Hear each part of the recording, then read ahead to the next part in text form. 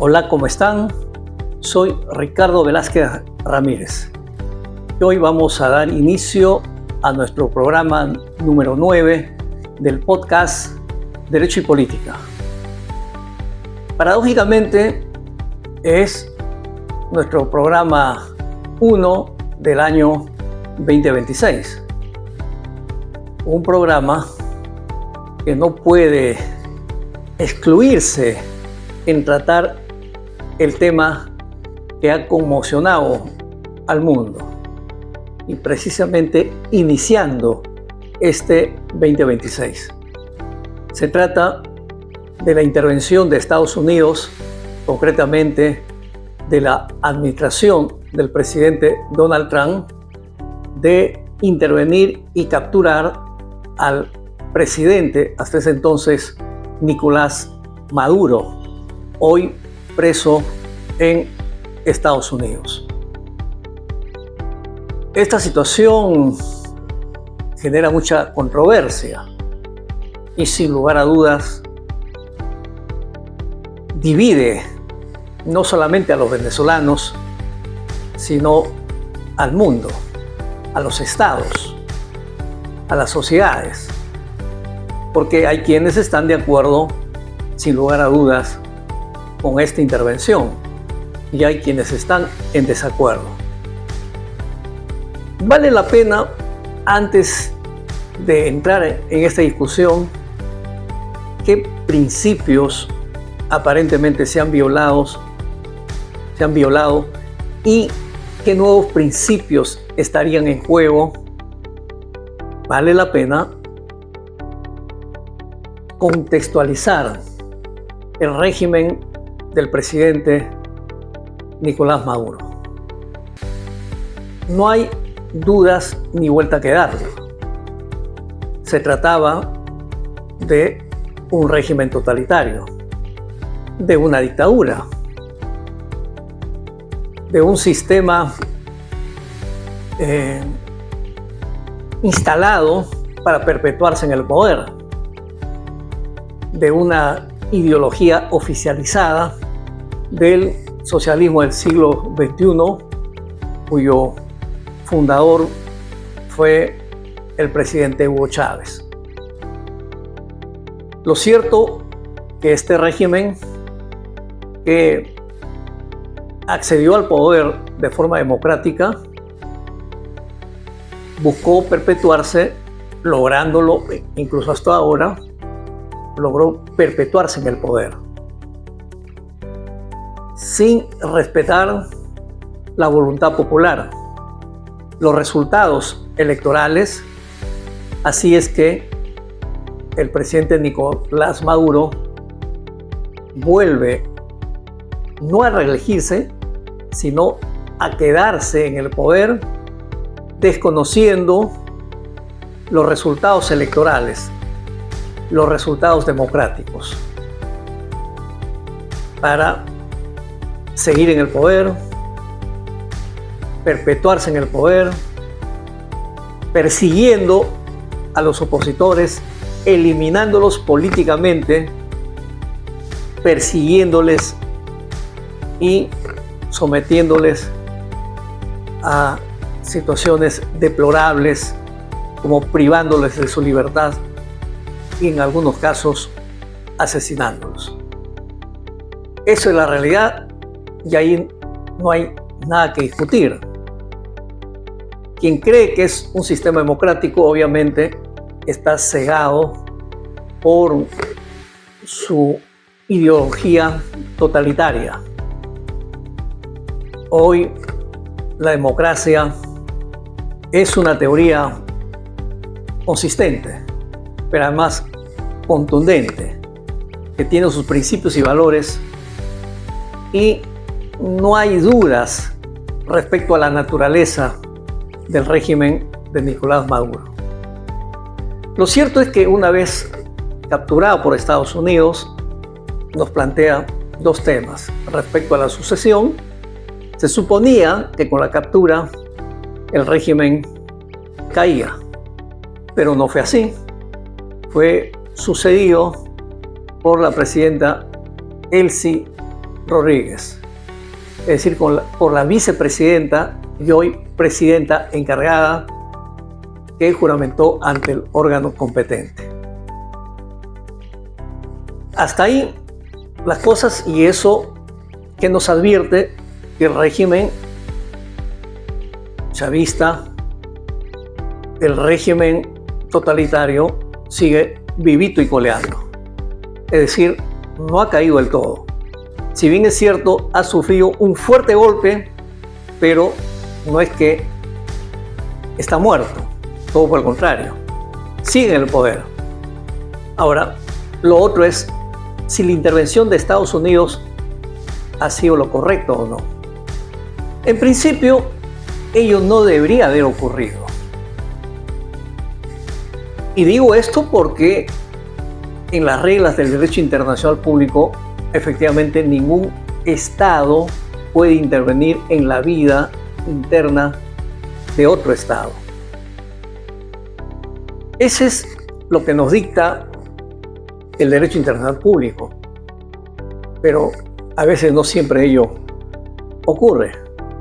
Pero también esto genera una tensión en el propio derecho internacional público respecto al principio de la soberanía nacional y territorial versus el principio de la universalidad de los derechos humanos. Un tema que seguramente no todos lo han tratado desde una perspectiva democrática, desde una perspectiva incluso de los derechos humanos. Debemos reconocer que en muchos lugares ya se vienen estableciendo acuerdos y tratados internacionales reconociendo a los pueblos el derecho a la democracia, como ocurre en la Carta Americana de Derechos Humanos, en la Carta Democrática Americana.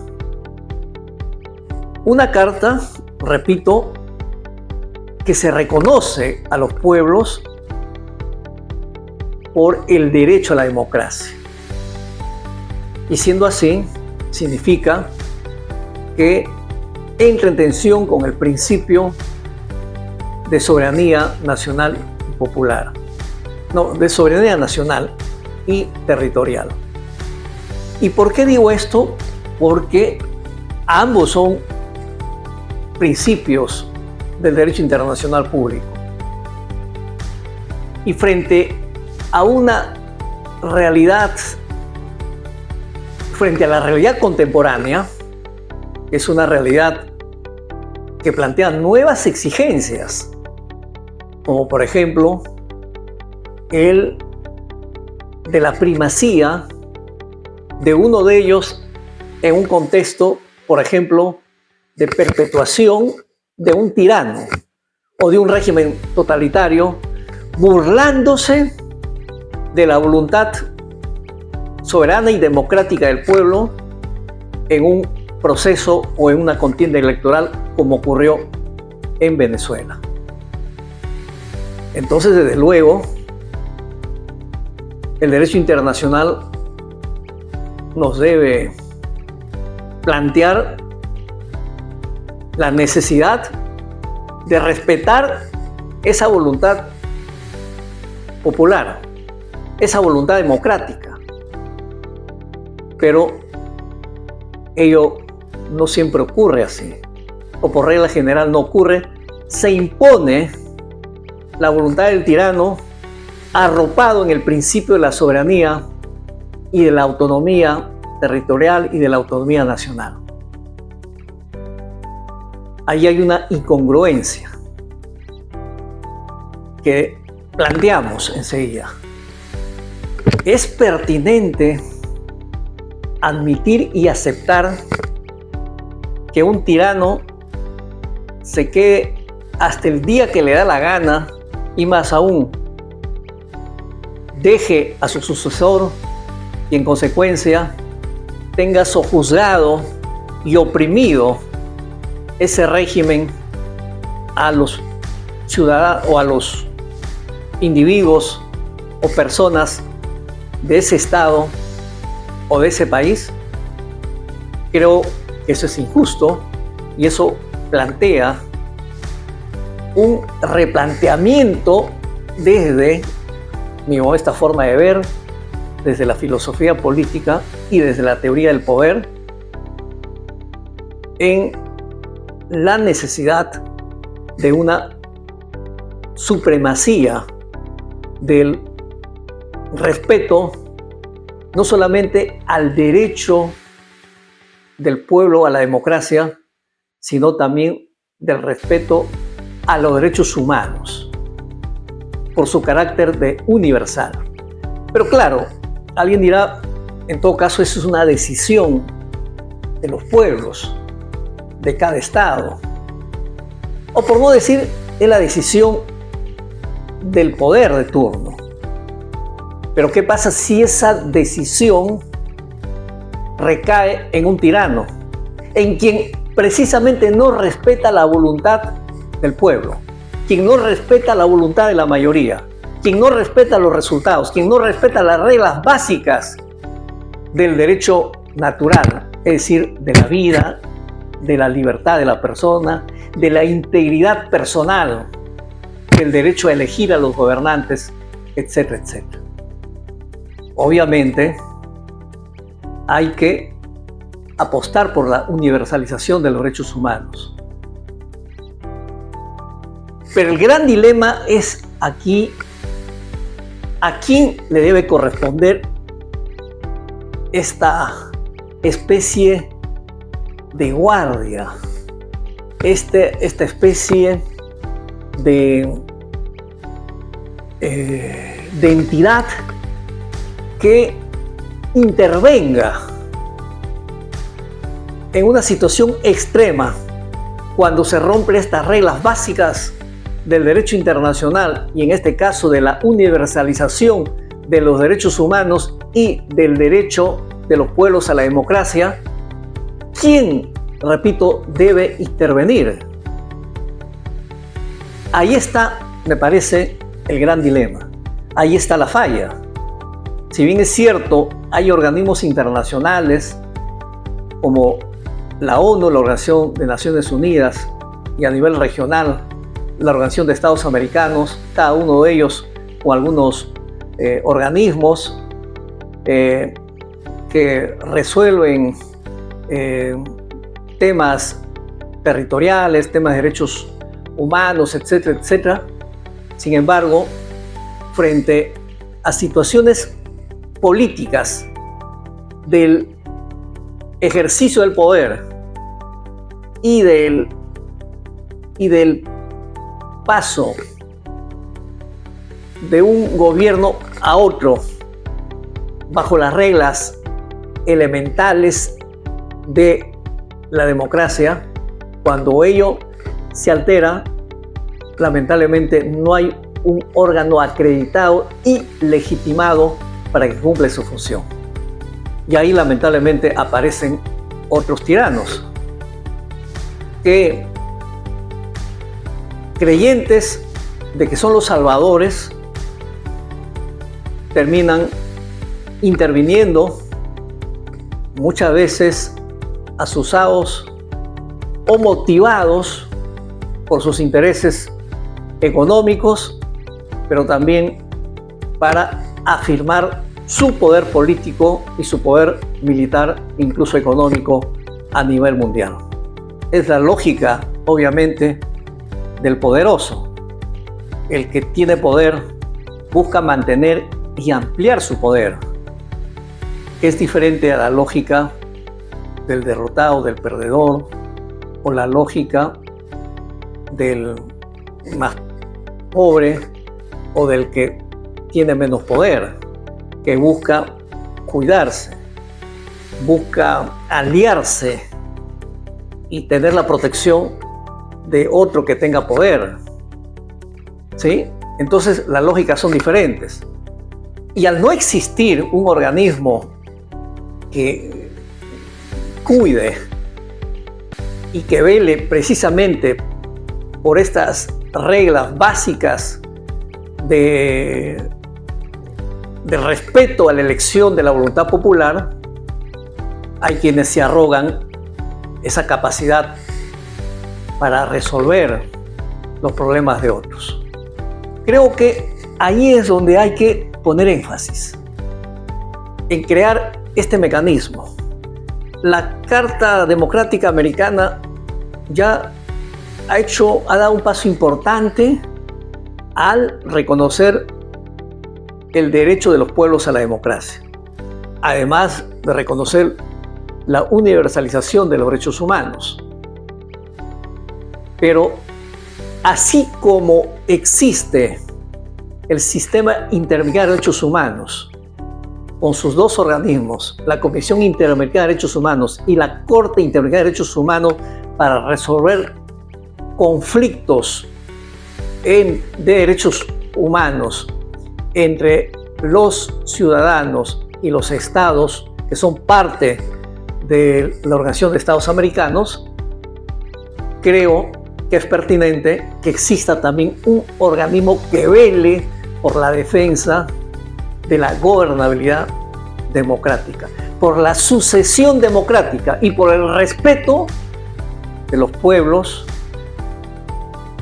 a su voluntad popular, a su voluntad democrática, a su voluntad de elegir a sus gobernantes y desde luego elegir un régimen de libertad y de respeto de los derechos fundamentales. Esa es la gran tarea que tenemos. Por eso, nada nos asegura que una fuerza externa, no legitimada y no reconocida por ningún organismo internacional, pueda realmente liberar a un Estado de una tiranía. Porque si de por medio están intereses económicos o militares y no el interés universal de defensa de la democracia y de los derechos y libertades fundamentales, cualquier cosa puede pasar. No es ajeno a ello una negociación para satisfacer intereses subalternos a estos grandes principios que acabo de mencionarlos. Hoy puede ser este país, mañana, o este país poderoso como Estados Unidos, mañana puede ser otro país, o como lo viene siendo Rusia con Ucrania, o China, y así sucesivamente. Entonces, hay que empezar a discutir en ese ámbito, creo que es pertinente, y con esto no digo que esté mal la derrota transitoria a Nicolás Maduro, porque repito, no ha sido una derrota total y absoluta, porque el régimen sigue vivito y coleando, es decir, el régimen chavista, hoy liderada por la presidenta encargada, Delcy Rodríguez. ¿Qué viene después? Lo real hubiera sido que se reconozca al presidente electo democráticamente, Edmundo González Urrutia. Pero eso no ha ocurrido. Y no sé si ocurra, es decir, si logre el dicho reconocimiento. Se debe entender que esto también es una negociación entre poderes y fuerzas. Y lo ideal es que la transición democrática tenga un recorrido legitimado por el propio pueblo venezolano, con garantes internacionales, por organismos legitimados internacionalmente para que el pueblo venezolano pueda decidir por la democracia. Posiblemente incorporándolo al presidente Edmundo González o convocando a una nueva elección, pero donde existan las garantías reales y verdaderas. Esto será la única fórmula donde Venezuela pueda retomar el camino hacia la libertad, hacia la democracia, hacia el desarrollo de forma civilizada, sin llegar a los extremos de la violencia o de la guerra civil, y que de forma libre puedan ellos decidir sin la amenaza de un tirano, sin la amenaza de que el régimen se pueda perpetuar, el actual régimen desde luego. Esperamos que estas cosas puedan suceder, y no se trata solamente de esperar, sino de generar todo un movimiento, de generar conciencia, y que los propios venezolanos tomen conciencia de ellos y la comunidad internacional se replantee respecto a las reglas del derecho internacional y que se asuma la universalidad de los derechos humanos y la democracia como derecho de los pueblos. Bueno, el tiempo nos ha ganado nuevamente. Nos vemos el próximo viernes. Como siempre, les leo sus comentarios. Estamos en YouTube, en Facebook, en X y en Instagram. Un abrazo a cada uno de ustedes. Chao.